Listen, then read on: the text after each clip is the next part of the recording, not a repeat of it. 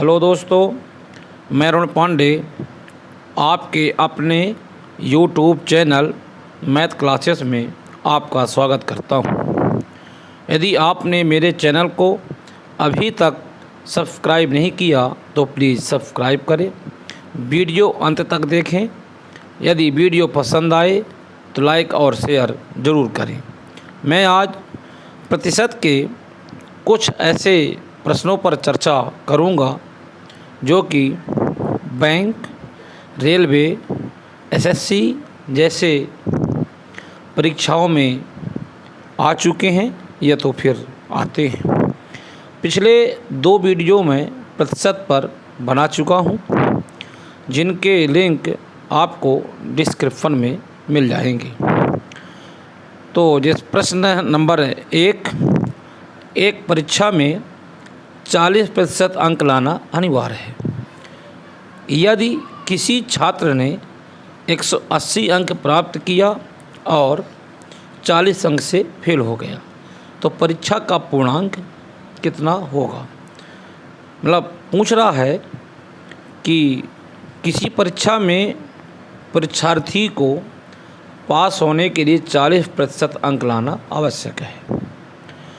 परीक्षार्थी ने 180 अंक प्राप्त किया और 40 अंक से फेल हो गया तो परीक्षा का पूर्णांक कितना रहा होगा। तो देखिए, अनिवार्य अंक है 40%, यानी 40% अंक अनिवार्य हैं परीक्षा को पास करने के लिए। परीक्षार्थी ने प्राप्त अंक कितने किए? 180। पास होने के लिए आवश्यक अंक होंगे 180 धन 40, क्योंकि 40 अंक से परीक्षार्थी फेल हो गया तो आवश्यक अंक हुए 220। 180 धन 40 220। तो हमें अब पता करना है कि परीक्षा का पूर्णांक क्या होगा। तो 220 गुणे 100/40 कर देंगे तो हमें प्राप्त हो जाएगा परीक्षा का पूर्णांक। तो 220 गुणे 100, 220 यानी जो आवश्यक अंक है गुणे 100 बटे जितने प्रतिशत वो अंक लाना अनिवार्य है। 40% अंक लाना अनिवार्य है तो बटे 40। 220 गुणे 100/40, 100 का 1 शून्य और 40 में 1 शून्य कटेगा, बचेगा 220 गुणे 10/4। 220 में 4 से भाग करा देंगे तो आएगा 55। तो 55 गुणे 10, 55 गुणे 10 बराबर 550 अंक, यानी परीक्षा का पूर्णांक 550 रहा होगा। दूसरा प्रश्न, किसी परीक्षा में पास होने के लिए 34% अंक लाना अनिवार्य है। कोई छात्र 26% अंक प्राप्त किया और 40 अंकों से फेल हो गया तो परीक्षा का पूर्णांक होगा। आवश्यक अंक है 34% और छात्र के द्वारा प्राप्त किया गया अंक 26%। अब देखते हैं कि आवश्यक अंक 34% में प्राप्त अंक 26% है तो कितने प्रतिशत अंक और मिल जाते कि वो पास हो जाता। तो 34 में 26 घटा देते तो आ जाता 8%। अब प्रश्न में कह रहा कि 40 अंकों से फेल हो जाता है, अर्थात छात्र 40 अंक से फेल हुआ जो कि पूर्णांक 8% होगा। तो पूर्णांक निकालने के लिए पूर्णांक बराबर 40 गुणे 100/8। 40 अंक जिससे फेल हुआ गुणे 100/8, ये प्रतिशत। 40 8 से विभाज्य है, 8 पंचे 40, 5 गुणे 100 500 अंक। प्रश्न क्रमांक 3, एक परीक्षा में एक छात्र 20% अंक प्राप्त किया और 60 अंकों से फेल हो गया। दूसरा छात्र 38% अंक प्राप्त किया और न्यूनतम अंकों से 30 अंक अधिक लाया तो परीक्षा का पूर्णांक क्या होगा। अर्थात पहला छात्र 20% अंक प्राप्त किया और 60 अंकों से फेल हुआ। दूसरा छात्र 38% अंक प्राप्त किया और न्यूनतम अंक से 30 अंक अधिक पाया। तब देखेंगे कि परीक्षा का पूर्णांक क्या होगा। इसके लिए एक चीज़ ये देखें कि जो पहले छात्र का न्यूनतम अंक और दूसरे छात्र का जो न्यूनतम अंक है ये बराबर होगा। तो मान लेते हैं कि माना पूर्णांक x है, तब पहले छात्र का उत्तीर्ण अंक या कि कहें न्यूनतम अंक बराबर दूसरे छात्र का उत्तीर्ण अंक या न्यूनतम अंक। x का 20% धन 60, चूँकि पहला छात्र 20% अंक प्राप्त करता है और 60 अंक से फेल होता है, तो x का 20% धन 60 बराबर x का 38% ऋण 30। दूसरा छात्र पूर्णांक का 38% अंक प्राप्त करता है और न्यूनतम अंकों से 30 अंक अधिक प्राप्त करता है, इसलिए 30 घटा दिए। तो x का 20% x गुणे 20/100 धन 60 बराबर x का 38% x गुणे 38/100 ऋण 30। 20x/100 बन गया धन 60, ये बना 38x/100 ऋण 30। अब 30 को पक्षांतर करके LHS में और 20x/100 को पक्षांतर करके RHS में कर देते हैं। 60 धन 30 बराबर 38x/100 ऋण 20x/100। दोनों के हर समान है तो 38x में 20x घट जाएगा। 60 30 90, 38 में 20 घटा 18x/100। अब 90 गुणे 100 बराबर 18x, तो x बराबर 90 गुणे 100/18। 90 18 से विभाज्य है, तो 90 में 18 से भाग देंगे तो 18 पंचे 90, तो x बराबर 5 गुणे 100, तो x बराबर 500 अंक। यानी परीक्षा का जो पूर्णांक रहा होगा वह 500 अंकों का रहा होगा। देखिए प्रश्न क्रमांक 4। एक आदमी अपनी मासिक आय का 10% टैक्स में, शेष का 15% घर खर्च पर और फिर शेष का 20% मनोरंजन पर खर्च करने के पश्चात 1836 रुपये बचा लेता है, तो उसकी मासिक आमदनी क्या है। नहीं, प्रश्न कह रहा है कि एक आदमी अपनी आय का 10% टैक्स में, उसके पश्चात जो शेष बचता है उसमें 15% घर खर्च पर, फिर उसमें जो शेष बचता है 20% मनोरंजन पर खर्च करता है और सारे खर्च करने के बाद उसके पास 1836 रुपये बच जाते हैं, तो हमें उसकी मासिक आमदनी पता करनी है। तो मासिक आमदनी बराबर बचत गुणे यानी 1836 गुणे 100/100 ऋण 10, चूँकि 10% पहले खर्च करता है, फिर शेष का 100/100 ऋण 15, फिर शेष का 100/100 ऋण 20।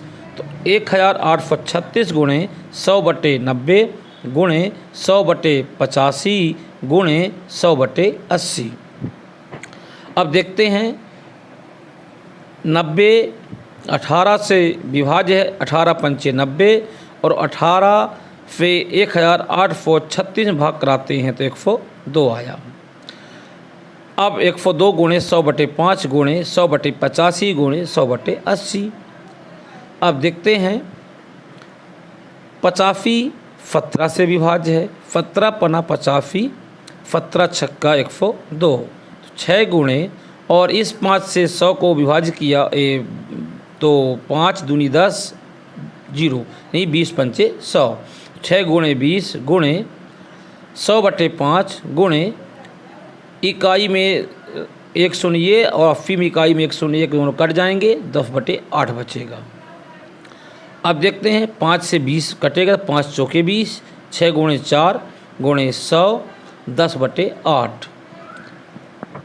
अब 8 2 से काटेंगे, 2 चौके 8, 2 पंचे 10, 6 गुणे 4 गुणे 100 गुणे 5/4, 4 से 4 कट जाएगा, विभाज्य हो जाएगा, तो बचा 6 गुणे 100 गुणे 5, गुणा करा देते हैं तो 5 छक्का 30 गुणे 100, 30 गुणे 100 बराबर 30,000 रुपया।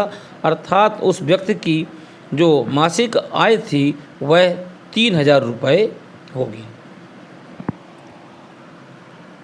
प्रश्न क्रमांक 5वां, 9 लीटर की 50% अम्लीय द्रव को 30% अम्लीय द्रव बनाने हेतु पानी की कितनी मात्रा मिलानी चाहिए। यानी जो द्रव है वो कुल 9 लीटर है और वह 50% अम्लीय है। अब उसे 30% अम्लीय बनाना है तो पानी कितना मिलाना चाहिए। तो इसके लिए निकालेंगे मिलाए जाने वाले पानी की मात्रा। 9 गुणे 50% पहले था, अब 30% बनाना है तो 50 में 30 घटा देंगे तो 9 गुणे 50 ऋण 30 बटे, अब चूँकि हमें 30% बनाना है तो हमें 30% के सापेक्ष निकाल रहे हैं तो बटे 30, तो 9 गुणे 50 में 30 घटा 20 बटे 30, 1 शून्य 1 शून्य कट गया तो 9 गुणे 2 बटा 3, 3 से 9 विभाज्य है, 3 त्रिका 9, तो ये आ गया 3 गुणे 2 बराबर 6 लीटर। यानी उस द्रव को 30% अम्लीय बनाने के लिए उसमें हमें 6 लीटर पानी और मिलाना होगा। प्रश्न क्रमांक 6, एक विद्यालय से 2 वर्षों में क्रमशः 100 तथा 75 छात्र परीक्षा में शामिल होते हैं। उनमें से क्रमशः 75% तथा 60% छात्र सफल होते हैं, तो सफलता की औसत दर क्या है। अब पेपर में प्रश्न कह रहा है कि 2 वर्षों में मतलब पहले वर्ष में 100 छात्र और दूसरे वर्ष 75 छात्र परीक्षा में शामिल हुए, तो पहले वर्ष 75% और दूसरे वर्ष 60% छात्र सफल होते हैं, तो सफलता की औसत दर क्या होगी यह पता करना है। तो देखते हैं, पहले वर्ष सफल छात्र 75% हैं और कुल छात्र 100 शामिल हुए थे, तो 100 का 75% यानी 100 गुणे 75 बटे 100 बराबर 75 छात्र। दूसरे वर्ष सफल छात्र, दूसरे वर्ष 75 छात्र परीक्षा में बैठे थे और सफल 60% हुए हैं, तो दूसरे वर्ष सफल छात्र 75 का 60%, 75 गुणे 60 बटे 100, 25 से 100, 25 चौके 100, 25 तियाँ 75, तो 3 गुणे 60 बटे 4, 4 से 60 विभाज्य हो जाएगा, नहीं 60 में 4 से भाग कराएंगे तो 15 आ जाएगा, तो 3 गुणे 15, 15 गुणे 3 15 तियाँ 45 छात्र। तो कुल सफल छात्र प्रथम वर्ष 75, दूसरे वर्ष 45, दोनों को जोड़ दिया 75 धन 45 आ गया 120। अब प्राप्त करना सफलता का प्रतिशत। तो सफलता का प्रतिशत ज्ञात करने के लिए पहले कुल छात्र गुणे 100 बटे, यानी परीक्षा में सफल कुल छात्र गुणे 100 बटे परीक्षा में बैठने वाले कुल छात्र, तो 120 गुणे 100 बटे 175, 120 छात्र सफल हुए और 175 छात्र सम्मिलित हुए, तो 120 गुणे 100 बटे 175। अब 25 से 175 में भाग कराते हैं, 25 सत्ते 175 और 100 25 चौके 100, तो 120 गुणे 4 बटे 7 गुणा करा दिया 480 बटे 7, 480 में 7 से भाग कराया तो भागफल 68 और शेषफल 4, तो 68 सही 4 बटे 7%, यानी परीक्षा में सफलता की औसत दर 68 सही 4 बटे 7% होगी। प्रश्न क्रमांक 7, एक कर्मचारी का भत्ता उसके मूल वेतन का 165% है। यदि उसे कुल वेतन 11,925 रुपये मिलता है तो उसका मूल वेतन क्या होगा। तो कुल वेतन बराबर होता है मूल वेतन धन भत्ता। तो 11,925 कुल वेतन है, मूल वेतन मान लिया x है और भत्ता मिलता है 165% मूल वेतन का, तो x धन x का 165%। तो 11,925 बराबर x धन x गुणे 165 बटे 100, 11,925 बराबर लघुत्तम 100 आ गया, तो 100x धन 165x बटे 100, 100x 165x जुड़ गया, तो 11,925 बराबर 265x बटे 100, अब 11,925 गुणे 100 बराबर 265 एक्स। तो एक्स बराबर 11,925 गुणे 100 बटे 265।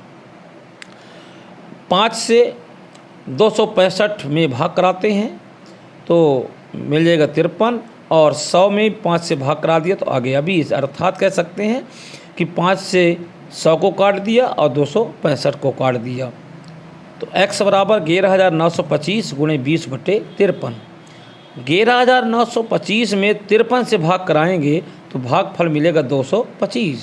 तो 225 गुणे 20 दोनों का गुणा करा दिया तो आ गया 4,500 रुपये। अर्थात उस कर्मचारी का जो मूल वेतन है वो 4,500 रुपये होगा।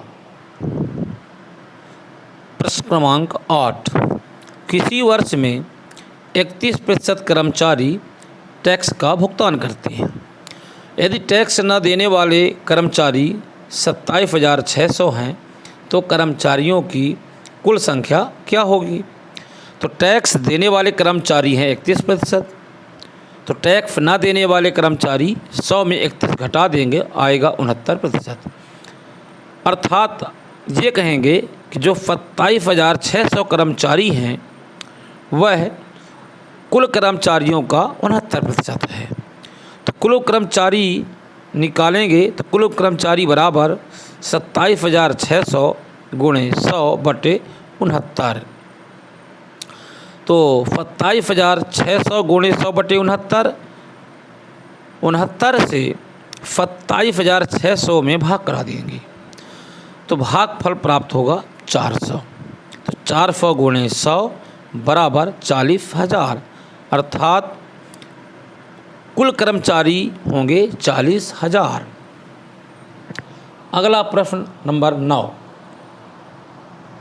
एक बक्से में 100 नीली, 50 लाल तथा 50 काली गेंदें हैं। यदि 25% नीली गेंद तथा 50% लाल गेंद निकाल लें तो वर्तमान में कितने प्रतिशत काली गेंद होगी? अर्थात एक बक्से में 100 नीली गेंद है, 50 लाल गेंद है, 50 काली गेंद है। अब उस बक्से से 25% नीली गेंद निकाल ली जाती है, 50% लाल गेंद निकाल ली जाती है। तो यह पता करना है कि बक्से में जो काली गेंद है उनका प्रतिशत क्या है। तो नीली गेंद अपने पास है 100, लाल गेंद है 50, काली गेंद है 50। अब निकाली गई नीली गेंद 25% निकालते हैं तो 100 का 25%, 100 गुणे 25 बटे 100, 25 आ गया। निकाली गई लाल गेंद 50 गुणे 50 बटे 100, 50 गेंद अपने पास लाल है और उनमें से 50% निकालते हैं तो 50 का 50%। तो 2 शून्य कट जाएंगे, 25 आ जाएगा। तो बक्से में यानी वर्तमान में बची हुई गेंदें 75 गेंद बचती हैं नीली, 25 गेंद बचती हैं लाल और 50 गेंद अपनी हैं काली।